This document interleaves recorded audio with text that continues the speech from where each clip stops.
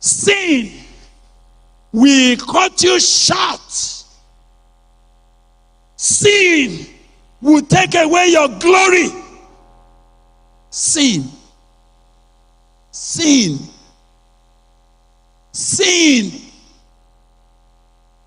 will empty you of grace. Sin will make you a noisemaker. Particularly secret sin. And for majority of people, particularly those who have identified with the church and the work of God, they don't want to sin publicly. But public sin is not as powerful as secret sin.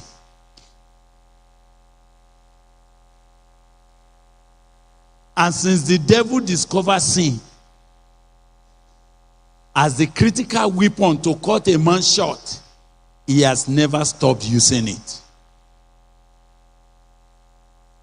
Are you hearing me? That is why, if the devil comes to this meeting now, he may be smiling. He may be like an angel of light.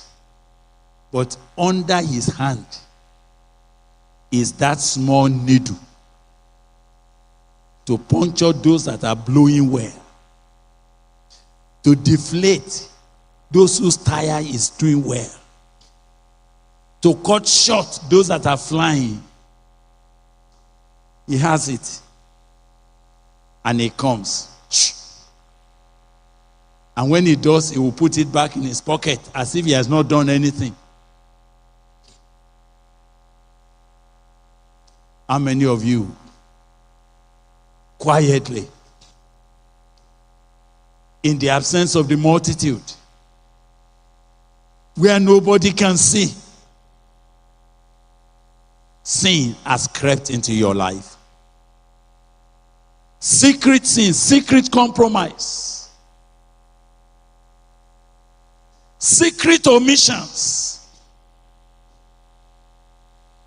quiet behaviors that are not correct,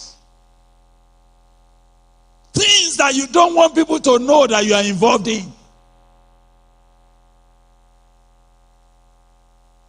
and things that you can easily cover up. And sometimes Satan comes and gives you a theology that makes sin not to be anything. He said, well, grace covers everything,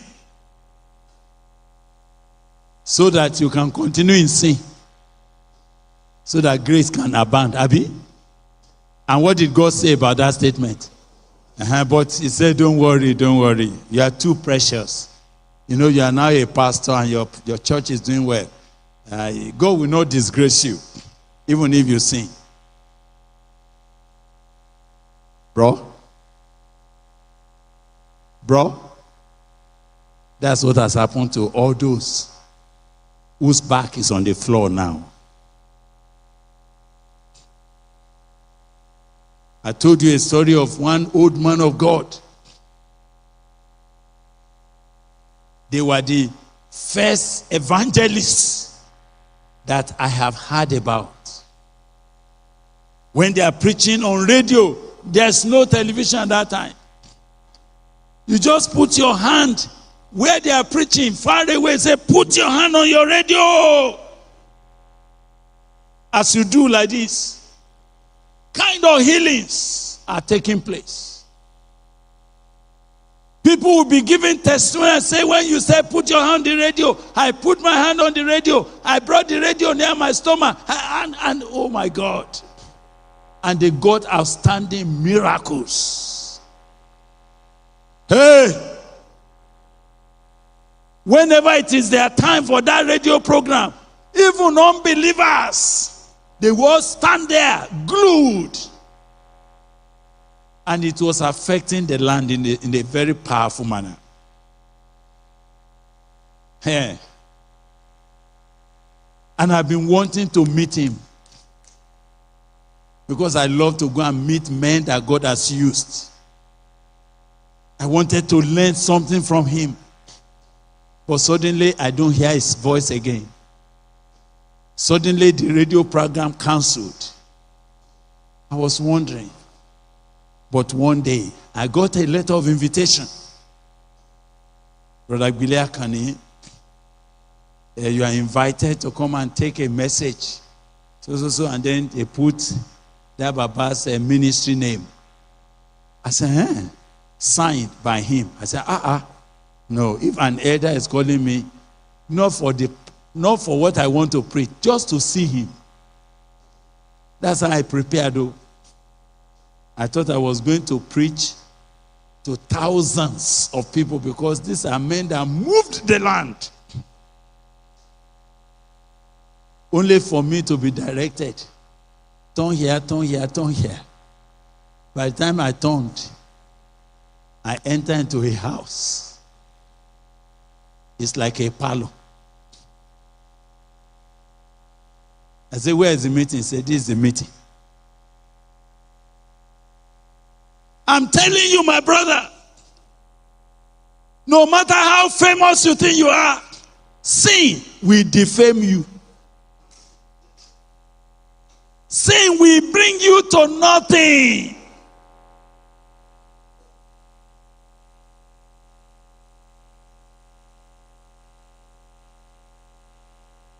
I was still confused when they led me to the man of God.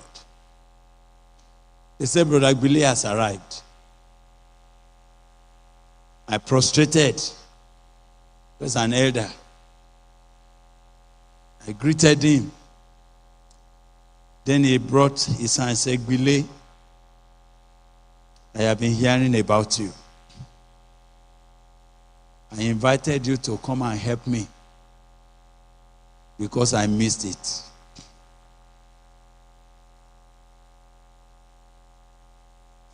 But much more than the meeting you are going to speak, it's not the meeting. I want to meet you so that I can tell you what happened to me.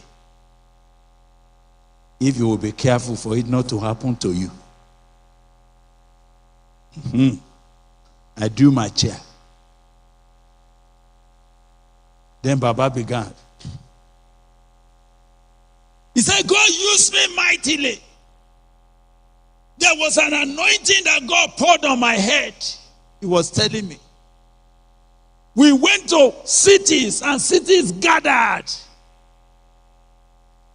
Miracles. But you see me today. Everything has finished. I said, Baba, what? He said, you see. So everything you see here now is everything that remained.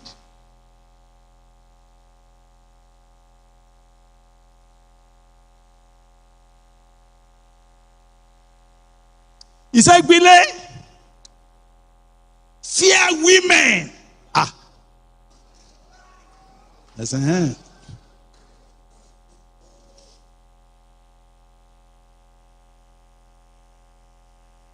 Said the lust of women enter my life. It was like a joke. I am finished. I'm finished.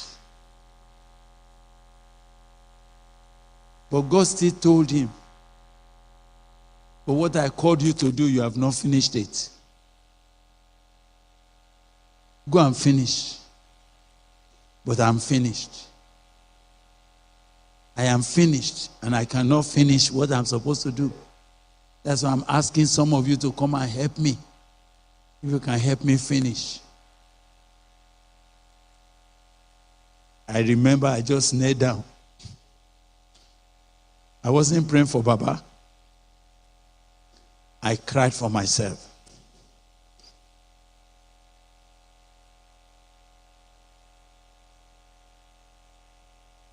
I cried. I said, oh God, you must have brought me all the way just to hear this. I had no interest in the small people that gathered for me to talk again. I just cried. And I said, Baba, may God help you. I said, well, there's hope. If you see a tree that is cut down, but the root has not been removed, it may sprout again. But I think the best thing now is to prepare for heaven. He said, sir, I've been trying. I don't know where to start my restitution.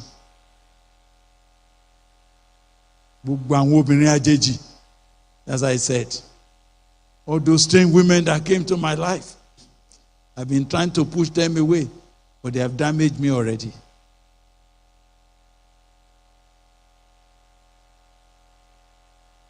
Sin. Sin is a very small word, but it has cut men short. It says sin is a reproach to any man. We are praying tonight, and I don't want you to be looking up and down. God came and told us all. I mean, is this Cain? He said, Cain, sin is crouching at your door. And it is important for you to crush it. You must overcome it. Otherwise, it will make you useless. I don't think Cain understood. Or he was too stubborn. That's how he became a useless vagabond all his life. What is that thing that makes young men to faint? What is that thing that makes energetic youth to utterly fall?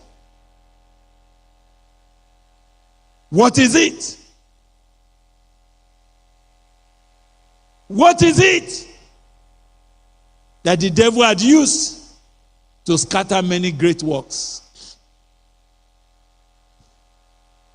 There are men that God set up that will have brought revival that will shake nations, but sin silenced them.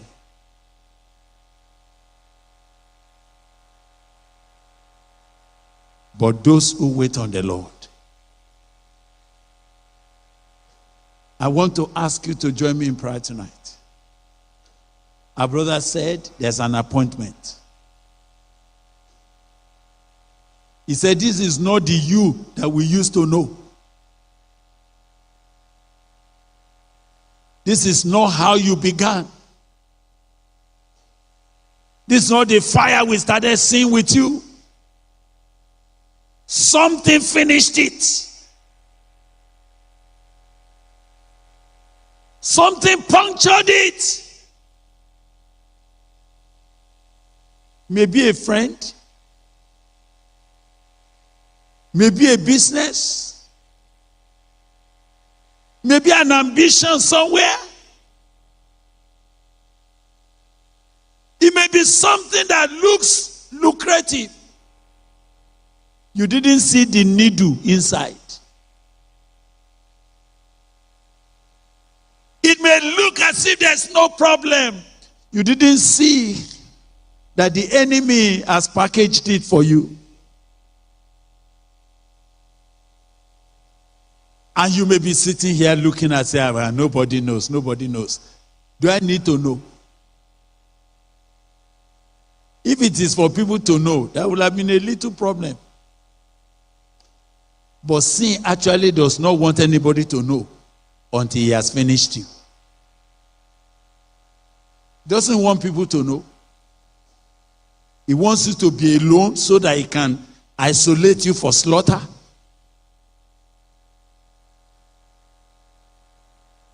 You are doing something that even your wife does not know. As I pray tonight. But those, they that wait upon the Lord,